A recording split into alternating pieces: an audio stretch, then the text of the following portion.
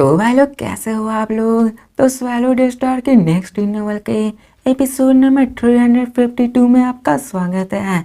तो चलिए शुरू करते हैं, लेकिन इससे पहले अगर आपने मेरे चैनल को सब्सक्राइब नहीं किया तो सब्सक्राइब करके बेल आइकन दबाना ना भूलें।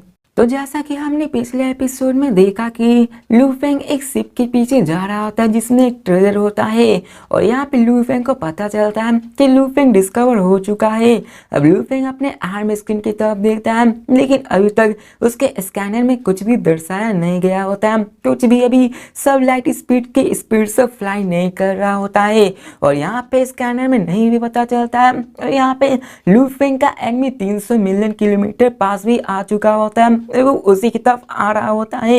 और यहाँ पे ऑब्वियस है कि एनिमी का स्कैनर लू फेंग से जा रहा है एडवांस है। और आप फिर हमें सीन चेंज कर उसी ब्लेड शिप का सीन दिखाया जाता है, जहाँ पे वो अंडरलिंग कहता है कि यहाँ पे एक ब्लैक विंड ह्यूमन है जो कि हमारे शिप से थोड़े से डिस्टेंस पे है, जो कि जरूर इस ह्यूमैनिटी का विंड ह्यूमन होगा। योर मेजेस्टी, आपका स्कैनर नाइट के द्वारा गिफ्ट किया हुआ है, जो कि इस यांजी मेन कॉन्टिनेंट का सबसे टॉप में आता है, और इस ह्यूमन को इसके बारे में कोई अंदाजा भी नहीं होगा। तो ब्लैक आर्मर बंदा कहता है हाँ, यहाँ पे वो दोनों एक दूसरे के नजदीक आ रहे होते, 200 मिलियन किलोमीटर, 100 मिलियन किलोमीटर लू फेंग का शिप के पास वही आ रहा होता है।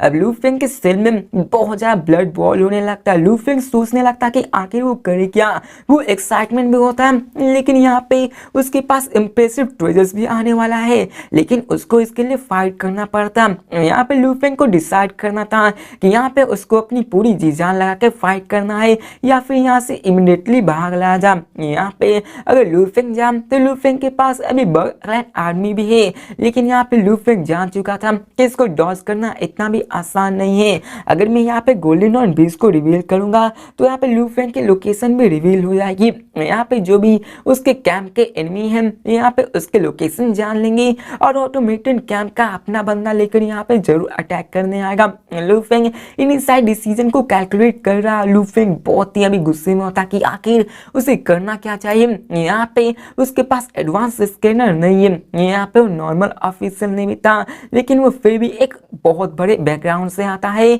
और वो एक्सट्रीमली पावरफुल था। लू फेंग सोचता है कि मेरी आर्ट बॉडी अभी तक सिर्फ लो लेवल ऑफिसर से डील कर सकती है। यहाँ पे एक ऐसा स्कैनर मतलब ये हुआ कि उसके पास डेफिनेटली मुझसे ज्यादा स्ट्रेंथ है। लू फेंग घबराने लगता है, वो यहाँ पे उस ट्रेजर्स के लिए फाइट करना चाहता था, लेकिन अभी लू फेंग के पास भी इतनी सफिशिएंट स्ट्रेंथ नहीं होती है। लू फेंग का सिर्फ आशा गोल्डन और बीस पे था, लेकिन लू फेंग अगर गोल्डन और बीस को रिवील करता तो उसकी लोकेशन का सबको पता चल जाता। अब लू फेंग यहाँ पे सोच रहा होता है 90 मिलियन किलोमीटर, 80 मिलियन किलोमीटर, ऐसे ही वो शिप लू फेंग के शिप के पास आने लगती है, वो और भी ज्यादा क्लोज आने लगती है। और लू फेंग अभी भी सोच रहा होता कि वो उसे क्या करना चाहिए। फिर मैं बात लू फेंग से अर्जेंटली कहते लू फेंग यहाँ पे अपनी जान को रिस्क में मत डालो, यहाँ पे तुम अपनी जान को ट्रेजर्स के चलते नहीं लूज कर सकते हो। ये आउटर रीजन वॉर है, यहाँ पे तुम्हें कई सारे ट्रेजर्स मिलने वाले हैं, लेकिन यहाँ पे जो एनिमी तुम्हारा ऑटोमन रेस से था यहाँ पे तुम्हारा और भी खतरनाक है, और यहाँ पे तुम्हारे पास डिसएडवांटेज भी है, इसलिए यहाँ पे तुम्हें ये छोड़ देना चाहिए। अब लू फेंग देखता है कि वो शिप और भी ज्यादा क्लोज आती जा रही है, 56.29 मिलियन किलोमीटर, 50 मिलियन किलोमीटर, और जैसे जैसे आ रहा होता है लू फेंग के अंदर जितनी भी खून होती है बॉल होने लगती है, और एक सेल वहाँ एक्साइटेड होने लगती है। लेकिन तभी लू फेंग ऑर्डर करता है कि चलो यहाँ से भागो और यहाँ से लीव करो। मैंने दिखाया जाता है कि वहाँ ट्रैवल पॉइंट पे होती है, बवाता भी एक्साइटेड होती है और कहती ठीक है, और दिखाया जाता है कि सिर्फ वहाँ सडनली जो रुका हुआ था वो एक्सेलरेट करता है, और यहाँ पे उस सब लाइट की स्पीड से वहाँ निकल पड़ता है, वो मेन कॉन्टिनेंट की जाने लगता है। अब यहाँ पे सीन देख ब्लैक आर्मर यू जो उसको चेज कर रहा होता है वो देख लेता है। यहाँ पे अंडरलिंग कहता है कि योर मेजेस्टी ये टारगेट मूव करना स्टार्ट कर चुका, इसने अपने सब लाइट के स्पीड को अचीव कर लिया है, और वो अभी हमारे कंप्लीटली अपोजिट डायरेक्शन में जा रहा है। अगर यहाँ पे हम लोग सेम स्पीड से भी उसको अगर पकड़ने की कोशिश करें तो यहाँ पे हम किसी एंगल से उसे पकड़ भी सकते, लेकिन इसको पकड़ने के लिए बहुत ही लंबा वक्त लग जाने वाला है, और हम जानते भी नहीं कि इसको मारने पे हमें क्या मिलने वाला है। तो यहाँ पे ब्लैक आर्मर यूथ कहता है है कि ये ह्यूमन सच में लकी है, चलो इसको जाने दो। यहाँ पे इस मेन कॉन्टिनेंट में और भी ज्यादा पावरफुल बंदे मौजूद है, उन सबको भी तो मारना है। ये देखकर उसके जितने अंडरलिंग होते वो कहते ठीक है, और वो अपने दूसरे डायरेक्शन में निकल जाते हैं और दोनों से बहुत ज्यादा दूर निकल जाते हैं। लू फेंग का सीन दिखाया जाता जो कि अपने कंट्रोल रूम में बैठा हुआ था और उसके पास अपनी ब्लड शैडो ब्लेड होती है, उसको रब कर रहा था और धीरे से कहता है कि यहाँ पे जितनी भी वीक होती हैं उनसे यहाँ हेसिटेट नहीं किया जाता, उनसे मेसअप करने में यहाँ पे उन सबको मार दिया जा सकता है। अब देखा जाए तो मैं अपने स्ट्रॉन्गेस्ट कार्ड को नहीं यूज कर सकता। यहाँ पे इसके पास अच्छी स्कैनर थी, मतलब इसका बैकग्राउंड अच्छा है।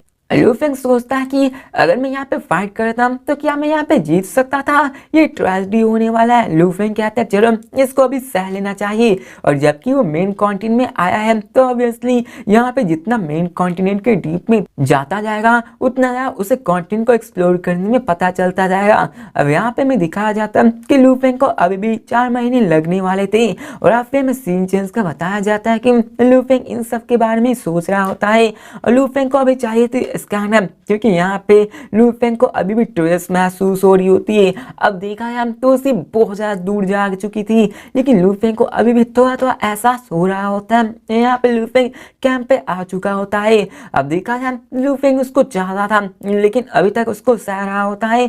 और आखिर में सीन चेंज कर एक फ्लाइंग स्ट्रेट ट्रेवल पॉइंट को दिखाया जाता है जहाँ पे वो मेन कॉन्टिनेंट की ओर बढ़ रहा होता है। यहाँ पे लू फेंग को 3 महीने लग जाते हैं अपने कैंप में आने के लिए। सैर वहाँ के ह्यूज प्लान जैसे कैंप पे आकर लैंड करता है। लू फेंग अपने कैंप की ओर चारों तरफ देखता है जहाँ पे मेलेवेंट वॉर मशीन होती है जो कि पूरे के पूरे सन से भी बहुत ज्यादा बड़ा होता है, जो कि ओवर मिलियन किलोमीटर होता है। और ये ट्रिपल ए गॉड बेस होता है। यहाँ पे एक पावरफुल कलर एनर्जी बैरियर भी होती है जो कि पूरे के पूरे जगह को घेरे हुए था। यहाँ पे कई सारे कॉम्प्लेक्स इनकाविक्स बने हुए थे जिसे देख के लू फेंग को भी यहाँ पे कप भी छूट जा रही होती है। यहाँ पे लू फेंग इन सबको देखता है और तभी यहाँ पे एक अलार्म बजती है जो कि होता है कि सोल्जर लू फेंग यहाँ पे वो कैंप पे आ चुका है, अब रेसिस्ट मत करो, अगर तुम रेसिस्ट करोगे तो यहाँ पे तुम पे अटैक हो सकता है और कंसीक्वेंस डेडली भी हो सकते हैं। अब लू फेंग का सिर्फ वहाँ पे आता धीरे धीरे वो स्लो हो जाता है और वहाँ पे पहले स्क्रीन होता है, फिर लू फेंग अपने कैंप में आ जाता है और अब फिर हमें एक सिल्वर यूनिफॉर्म बंदे को दिखाया जाता जो लू फेंग को यहाँ पे वेलकम करता है और कहता है वेलकम बैक सोल्जर, क्या तुम यहाँ पे अपने रिटायर को चूज करने आए हो या फिर रेस्ट करने के लिए।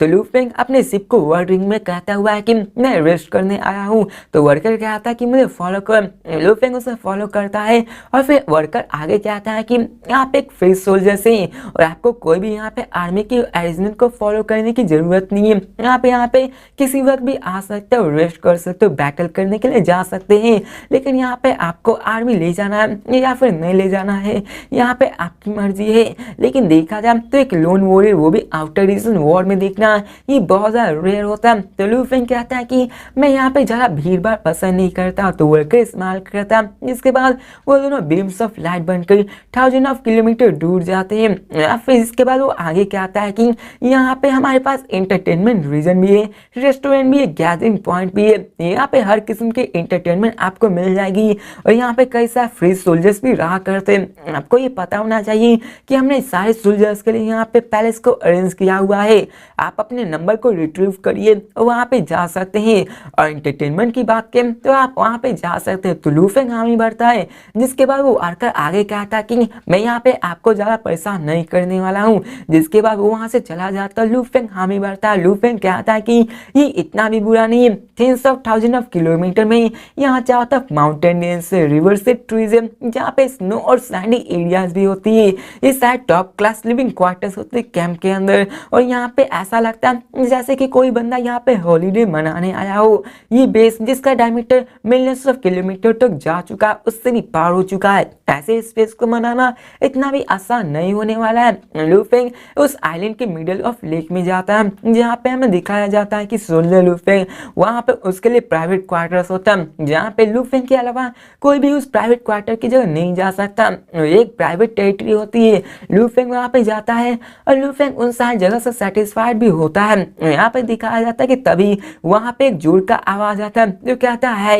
अब लूफेंग मुड़कर देखता है तो दूर के एक आइलैंड पे वहाँ पे एक अंडाई ह्यूमन होता है जो कि लूज रॉन्ग रॉब्स में होता है, जो कि नंगे पाँव घूम रहा होता है और यहाँ पे दोनों एक दूसरे को देख पा रहे होते हैं। वो कहते हैं कि मैं कूटू हूँ तो तुम्हारा निर्भर हूँ, तुम्हारा वेलकम करता हूँ। तो लूफेंग स्माइल करते हुए कहता है मेरा नाम यांग है। तो यहाँ पे कूटू कहता है कि यांग क्या तुम यहाँ पे पाइनिकल ऑफिशियल या फिर एम्पर? तो ये सुनकर लूफेंग क्यूरियस हो जाता है कि क्या आखिर तुम ऐसा क्यों पूछ रहे हो। तो यहाँ पे वो बंदा कहता है कि ये प्राइवेट स्पेस है जो कि फ्री सोल्जर्स के लिए होता है और यहाँ पे डिफरेंट लिविंग क्वार्टर्स होते हैं। यहाँ पे हर देखा जाए तो यहाँ पे सबके रैंक के मुताबिक सबके लिविंग क्वार्टर्स को दिया जाता है। कुछ तो नॉर्मल स्पॉट्स होते हैं, कहीं कुछ लग्जरियस विलाज हुआ करते हैं। और यहाँ पे ये आइलैंड जो कि तुम रह रहे हो ये माउंटेन पीक है और ये यहाँ के टॉप क्लास क्वार्टर्स में आते हैं। नॉर्मली देखा जाए जिनके पास हाई कंट्रीब्यूशन पॉइंट्स होते हैं उन्हीं के पास अधिकार है यहाँ पे रहने का, और नॉर्मली यहाँ पे रहने वाले ज्यादातर एम्पर ही रहा करते हैं। इसलिए मैंने सोचा कि तुम यहाँ पे एम्पर हो, लेकिन यहाँ पे एम्पर जितनी तुम्हारे अंदर से एनर्जी नहीं निकल रही है इसलिए तुम शायद पाइनिकल ऑफिसर लगते हो। तो ये सुनकर लूफेंग कुछ कर तो नहीं सकता पर हंसने लगता, और देखा जाए तो ये सही भी है। यहाँ पे लूफेंग की जो कंट्रीब्यूशन पॉइंट्स है वो मेनली गोल्डन और बीच के द्वारा ही लाई गई होती है, जो कि लूफेंग ने अभी थोड़ी सी अर्न की होती है। और यहाँ पे रहना मतलब ये प्लेस एक एम्पर को बिलोंग करता है और लूफेंग ने अपने साव विंग से अपनी जितनी भी एनर्जी होती है उसको छिपाया होता है सेक्टर लॉर्ड की, और अभी उसमें जो एनर्जी निकल रही होती है वो पाइनिकल ऑफिसर की होती है। अब लूफेंग कहता है कि हम ऑलमोस्ट एक एम्पर जितनी है लेकिन अभी तक मैंने अपनी रैंकिंग को नहीं लिया है। तो यहाँ पे वो बंदा कहता है कि फिर ठीक है, लगता है तुम्हारी ग्रोथ आउटर रीजन में बहुत ही अच्छी है। मैं कूटू, यहाँ पे तुम मुझे एक्सप्लोजन एम्पर भी कह सकते हो, मैं इसी नाम से जाना जाता हूँ। तो यहाँ पे लूफेंग स्माइल करता हुआ कहता है कि आपसे मिलकर खुशी हुई, यहाँ पे मुझे कुछ और भी मैटर्स जो कि अटेंड करने जाना है, इसलिए जब मैं ये कर लूंगा तो मैं आपके साथ ड्रिंक करने जरूर आऊंगा। तो वो स्माइल करता हुआ कह रहा है ठीक है। यहाँ पे देखा जाए तो वो दोनों भी स्ट्रॉन्ग थे, और यहाँ पे जो स्ट्रॉन्ग होते हैं वो सेम लेवल्स के एक दूसरे के दोस्त बन ही जाते हैं। और यहाँ पे ऐसा करना लाजमी है क्योंकि आउटर रीजन में जितना आपका अच्छा दोस्त होगा यहाँ पे आपके जीतने के चांस और बचने के चांस और भी ज्यादा बढ़ जाते हैं। दिखाया जाता है कि ये सभी स्पेस पैलेस होते हैं जो कि आइलैंड लगभग 1.2 क्यूबिक किलोमीटर एरिया को होल्ड आउट करता है। और फिर लूफेंग अपने आर्मर को और अपने सारे कपड़े को चेंज करता है, वहां पे वार्म रिवर में जंप मार देता है और कहता है कि ये बहुत ही अच्छा हॉलीडे स्पॉट होने वाला है।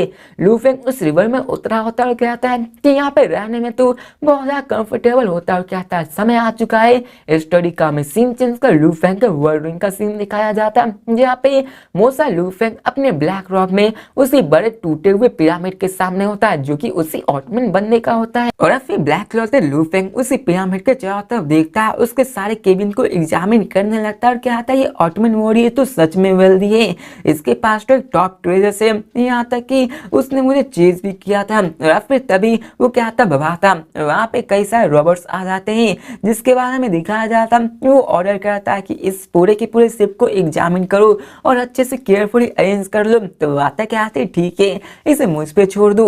अब यहाँ पे एक रॉबर्ट रिप्लाई करती है जहाँ पे कई सारे रॉबर्ट्स आ जाते हैं जो कि ब्लैक क्लॉथ लूफेंग उन सबको देख रहा होता है, उन सारे जी ग्रेड ऑटमन पपेट्स को। ये सारे बहुत ज्यादा पावरफुल थे।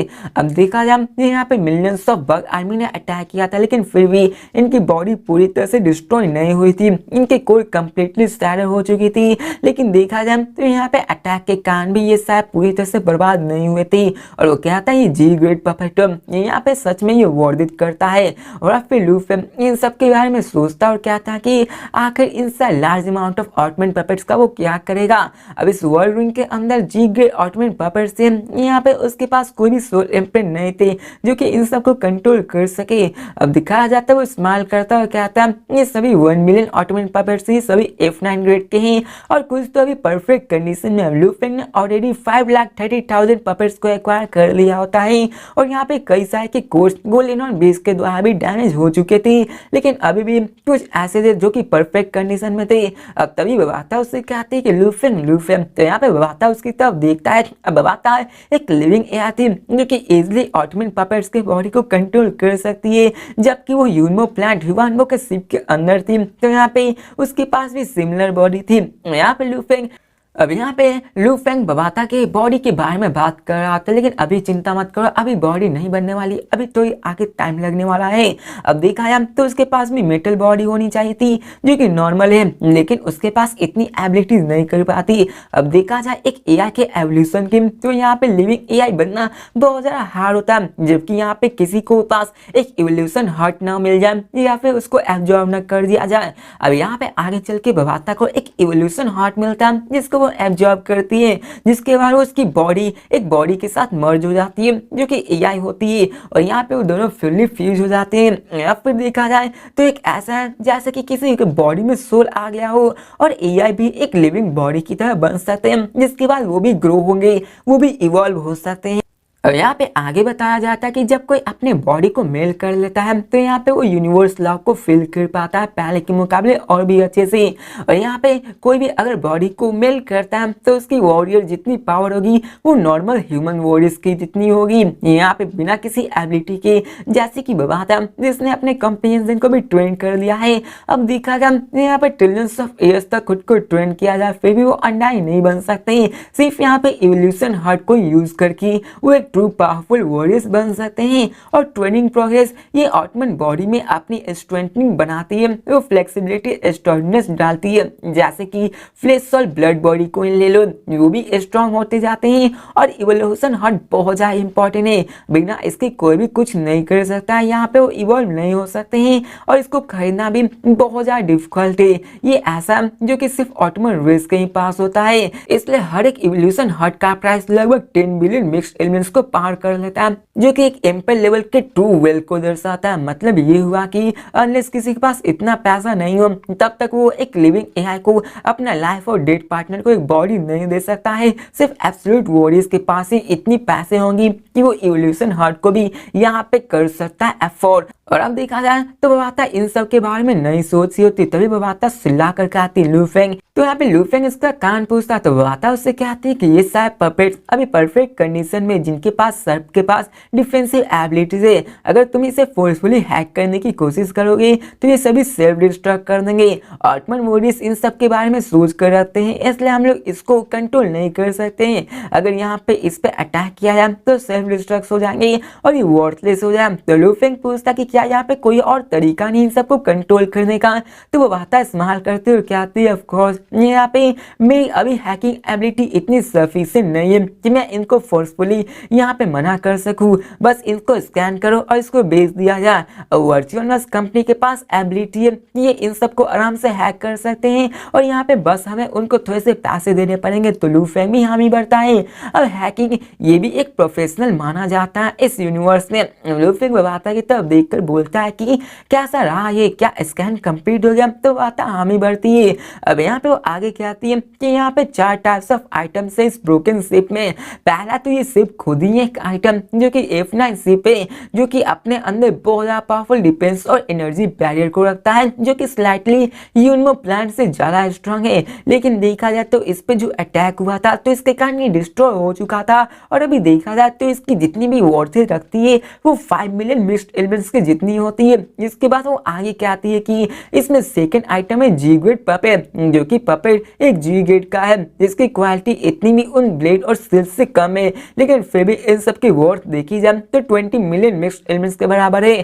थर्ड है इन सब का कोर्स, इनमें तुमने 5,30,000 डैमेज पपेट्स को लिया है, जिनमें कि 1 मिलियन गुड्स काउंटेशन पपेट्स है, जिनकी प्राइस देखी जाए तो इन सबको मिला के 800 मिलियन मिक्स्ड एलिमेंट्स होती है। और फोर्थ आइटम सबसे मोस्ट वैल्यूएबल है, जो कि इंसाइड के कंट्रोल रूम में आता है, जो कि इंसाइड जी ग्रेड और एफ ग्रेड मेटल्स को बनाता है। ये एनर्जी सिस्टम है जो कि बहुत ज्यादा कम्प्लेक्स है, मैं तो इसको स्कैन भी नहीं कर सकती हूँ। इंसाइड मेटल एप्लेटिस की सारी वॉर्थिंग देखी जाए तो ये 500 मिलियन मिक्स्ड एलिमेंट्स आती है, और यहाँ पे हमारे पास इतनी टेक्नोलॉजी नहीं है और इन सबको कोई भी तरीका नहीं कंफर्म करने का।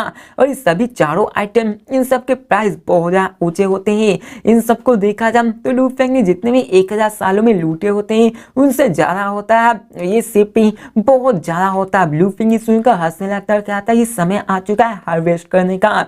लू फेंग कहता है कि हम ये तो सही है कि यहाँ पे जितना ज़्यादा बैकग्राउंड होगा उससे फाइट करने के बाद उसे ज़्यादा यहाँ पे मिलने वाला है, उसको रिवॉर्ड्स मिलने वाले बहुत ज़्यादा होने वाले हैं। जैसे कि ऑटमन वॉरी से उसने फाइट की थी तो बाद लू फेंग को बहुत ज़्यादा रिवॉर्ड्स मिलने वाले। अब लू फेंग कहता है कि आखिर मैं इसको कैसे बेचूं, तो आता कहती है कि मैं तुम्हें एडवाइस करती हूँ कि यहाँ पे पहले तुम्हें वर्चुअल वर्स कंपनी से एस्टिमेशन ले लेना चाहिए, आखिर वो कितने में इसको खरीदना चाहेंगे। तो लू फेंग हामी भरता है। या फिर देखा जाए तो लू फेंग ने सारे आइटम्स को स्कैन कर लिया होता है, उन सब के रिकॉर्ड को वो वर्चुअल वर्स में सिमुलेट करता है। सीन चेंज कर virtual verse primer region Lu Feng villa का सीन दिखाया जाता है, जहाँ पे ग्रीन रॉबर्ट फैट अंडाइंग होता है जो यहाँ लू फेंग के सामने झुकता है और कहता है योर मिस्टर लू फेंग, आपसे मिलने का मुझे हॉनर है, यहाँ पे आपसे इनवाइट मतलब मुझे बहुत ही अच्छा महसूस हो रहा है। अब लू फेंग प्राइमर के उस सिटी लीडर का डिस्पल था, इसी कारण उसकी पोजीशन बहुत ज्यादा आई थी। अब लू फेंग स्माइल करता और कहता थैंक्स, जिसके बारे में दिखाया था लू फेंग वहाँ पे एक तरफ पॉइंट करता और कहता है देखो, दिखाया जाता है कि वहाँ पे एक ब्रोकन पिरामिड शिप आता है जो कि कंप्लीटली सिमुलेट होता है। अब इसे देखकर वो अनडाइंग बहुत ज्यादा क्यूरियस हो जाता है। लू फेंग कहता है कि ये मेरे स्पॉइल्स ऑफ वॉर से, और मैं तुमसे पूछना चाहता हूँ कि अगर कंपनी से खरीदना चाहेगी तो आखिर इसका प्राइस तुम मुझे कितना दे सकते हो। अब देखा जाए तो वर्चुअल वर्स कंपनी में भी अपने परचेसिंग डिपार्टमेंट है जो कि एआई हैंडल किया करते हैं, और यहाँ पे सबके पास हाई वैल्यू डील्स हुआ करते हैं जो कि इंटरनल मेंबर्स के द्वारा चलाया करते हैं। अब यहाँ पे इन सब के बारे में लू फेंग बात कर रहा होता है, जिसके बारे में वो आगे कहता है कि ये सिर्फ डैमेज है जो कि अभी वर्दी रखती है सिर्फ फ्यू मिलियन मिक्स्ड एलिमेंट्स के बराबर। अब यहाँ पे देखा जाए तो अगर कोई और एम्परर होता तो उसके सामने वो छोटी बातें बोल सकता था, लेकिन लू फेंग के सामने वो छोटी नंबर्स नहीं बोल सकता है। अब लू फेंग इस्तेमाल करता और कहता है कि जो इसके अंदर गुड्स रखे हुए उसकी क्रैप प्राइस होती है, और वो कहता है फॉलो करो।